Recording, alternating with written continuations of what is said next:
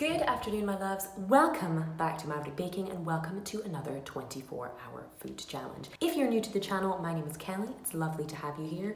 And here we create recipe videos, we undertake kind of chocolate reviews, and we also take on 24-hour food challenges like this one. So if you'd like to see someone try a juice cleanse for the first time and regret it immediately, or if you'd like to see someone only eat foods of certain colors for 24 hours, do check out those previous challenges. But today, folks, we are going to be undertaking 24 hours of only eating foods I have never tried before.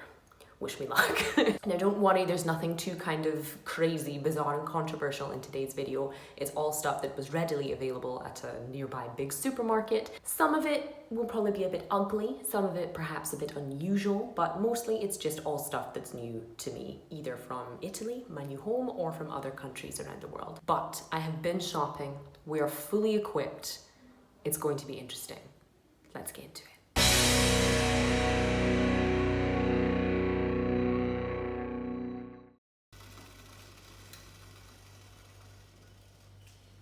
Good morning, my loves. It's not bright and early, it's 10 o'clock, but it's Sunday, so it's bright and early by Sunday standards. And I'm about to get stuck into our mystery breakfast. So the first thing we're going to be tasting is this fruit I have neither ever heard of nor tasted before. In Italian, they're known as nespole, but in English, they're apparently known as medlars, which sounds like something that should have been left in medieval times, but they look somewhat like apricots, maybe? And we're going to follow those unusual fruits with an unusual cake. This is some kind of cake or pie known as torta ghiotta, which I believe means like greedy cake, but greedy, you know, not in a kind of 7 deadly sins sort of way, in an endearing way. And I picked it up simply because I have absolutely no idea what it is, other than the fact that it contains gluten, milk and eggs. The flavour, the texture, everything is a mystery. But it looks like it's going to have some kind of pastry base, some kind of cake or frangipan centre. And is this chocolate? Is this fruit? Who knows? Okay, I have rinsed the mystery medlar.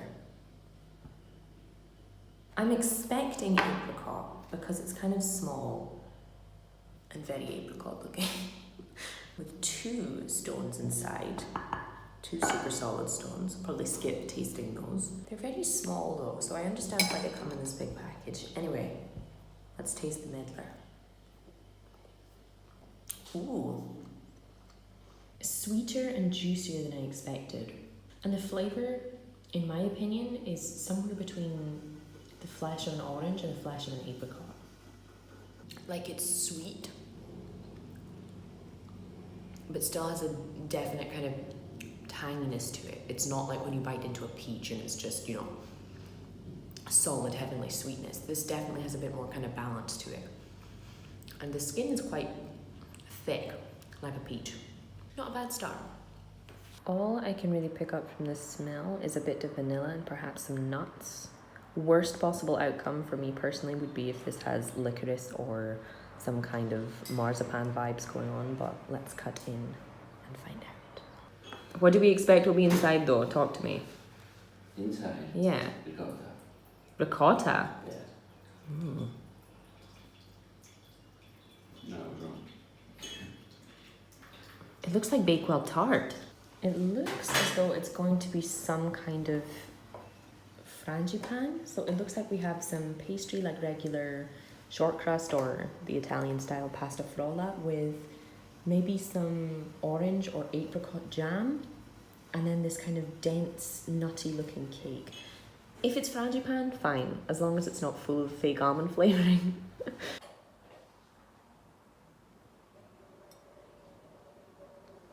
Oh wow. Buttery pastry.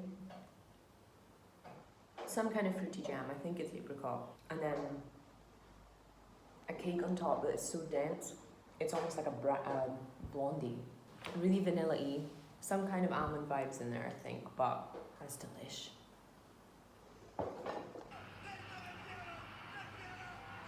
Lunchtime is upon us, and while hot food, when it's 28 degrees outside isn't normally what I'd have. That's not the only thing that's new about what's for lunch today. I'm going to be trying just what may possibly be the world's funkiest tomatoes, really. These are known as ribbed tomatoes here. They come in sort of yellow, green and red colours. I'm kind of hoping the green is like a natural thing and it's not just because they're underripe and I'm about to have some kind of entirely inedible salad made with these, but I'm sure we'll find out. And I'm also going to be having, along the Italian lines, some whole wheat gnocchi. Never seen nor heard of this. I have no idea if it will taste like whole wheat pasta or if it will change the texture because of that whole wheat. And for an even funkier plate, we're going to be trying it with this turnip top sauce. So this salsa alla cime di rapa is a kind of olive oil and turnip top sauce for pasta. I've never eaten turnip tops before, and I've certainly never thought, you know what I should do with those turnip tops? Put them in a pasta dish. I've never even seen turnip tops before. We eat Swedes in Scotland and call them neeps, not even turnips, so that shows you how much we know. So I'll cook the gnocchi for just a couple of minutes in this big pan of salted water, then toss it with the sauce together in a frying pan. Meanwhile, I'm just going to chop these up to make a little kind of tomato olive oil salad. Nothing fancy, because I want to really taste how these are. The colours are just beautiful. It's like traffic light tomatoes here. One of them was actually kind of super underripe when I sliced into it, so I'm guessing the green was not a good sign for go with that one, but these other ones appear to be soft and juicy enough for eating, so I think I'm just going to add some salt, pepper, and a little bit of olive oil for flavour. Our little tomato salad is ready, but while I'm waiting for the pan of water to start boiling to cook the gnocchi, let me show you the little drink I just couldn't resist picking up. This mysterious black beauty is quinoa. It smells like orange and a little bit like grapefruit. It's basically like if someone made a juice of every citrus fruit you can think of and just blended them all together. Bit lemony, bit limey, grapefruity overall because there's that kind of tang to it, a little bit of orange.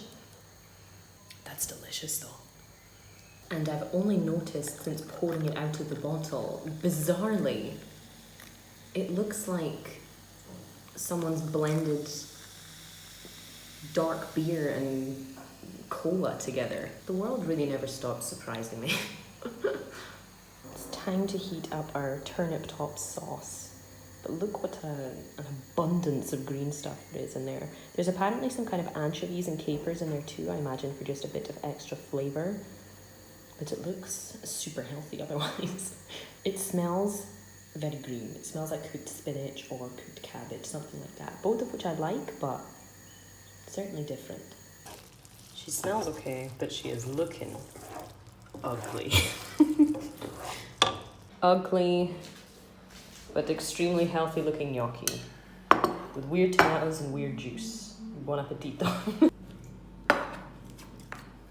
Tastes very healthy and honestly just kind of tastes like if you cooked what, spinach or cabbage? What do you think it's closer to?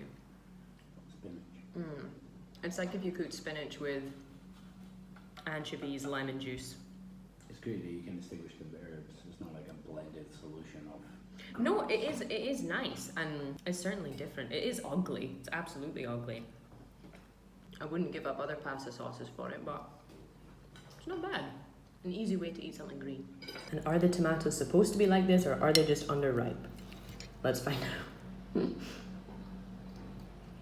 Oh, they're good.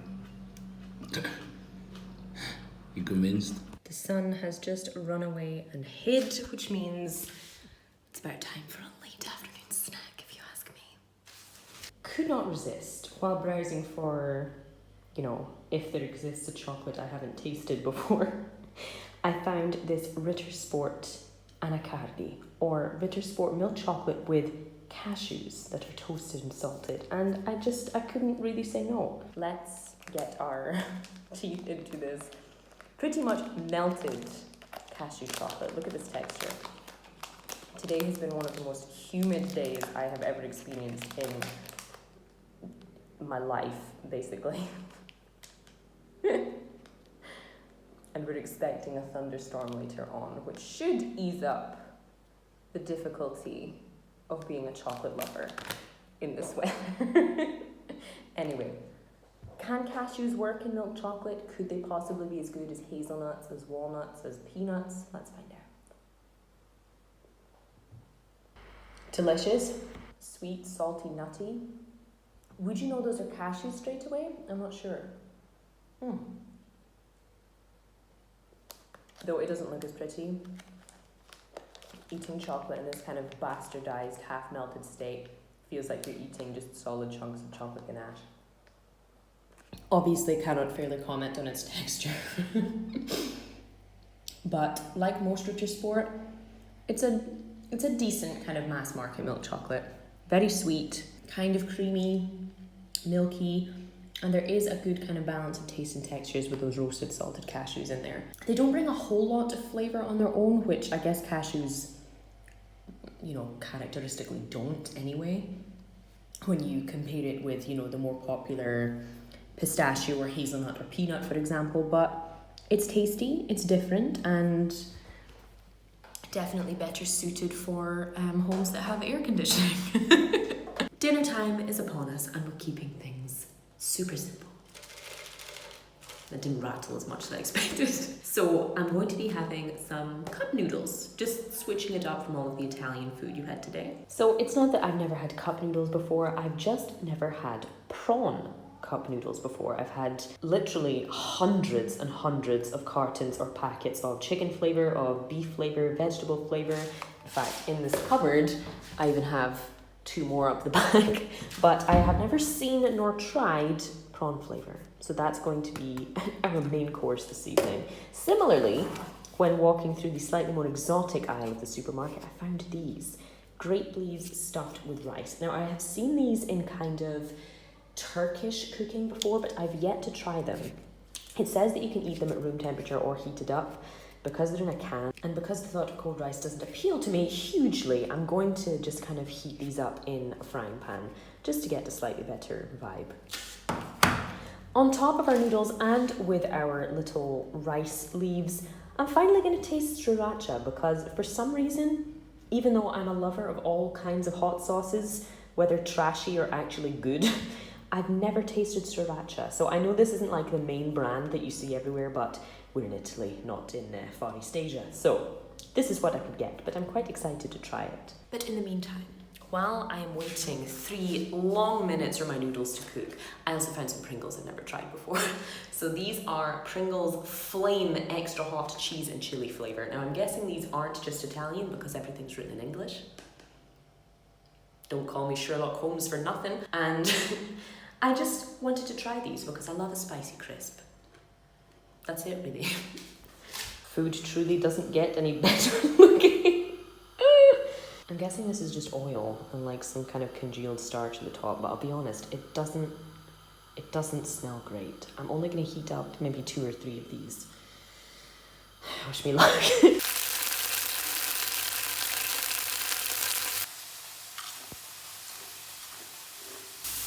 Classic Pringles texture.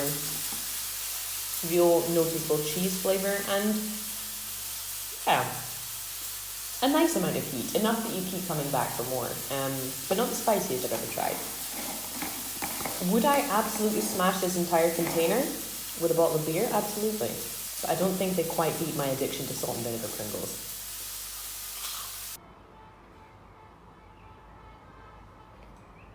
Continuing today's theme of ugly food, I've pan-fried these just to get a little bit of texture in them and also to make them slightly more appetizing, but they are still very soft, so this might be a fork job after all. Absolute 10 out of 10 for presentation on my part. Let's give them a try. The grape leaf itself is quite nice. It's got a kind of bitter and sweet flavour to it. It doesn't taste as grassy as I thought. And the rice inside is just almost like risotto kind of texture. It's creamy. There's some onion. I think there's some mint and some other herbs in there. It's pretty good actually. It certainly tastes a lot better than its than its looks let on. Again, 10 out of 10 for presentation and cooking skills on my part. But I believe our prawn noodles are ready. I must admit, the smell is even fishier than expected, which is usually something you don't want with prawns, but let's give it a bash.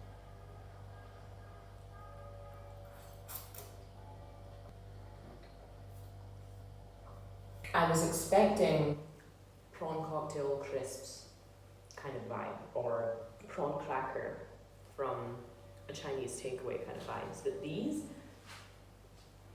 are significantly more prawny, if you will. But once you get over that initially super fishy smell, it's a decent cup noodle. Let's try it with the sriracha.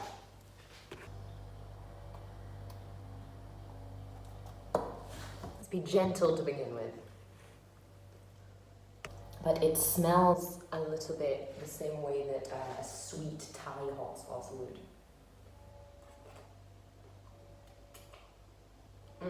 Or like kimchi. Oh yeah. Oh hell yeah. Buon appetito. Well, my loves, that is going to be it for our 24 hours of eating foods I've never tried. But do let me know if you would like to see another kind of part to this, a second go, because there were certainly plenty more foods in the supermarket that I've never tried before, and I really enjoyed this. And I would like to undertake it again. And of course, do let me know in the comments if any of these foods you had never tried or seen before, or if you're such a big fan of a kind of food you saw today that you couldn't believe I never tried it. Let me know your feelings in the comments. But I'm afraid that is all I have time for today, my loves. Thank you so much for watching, for subscribing, for everything. Thank you as always, and I will see you for the next one.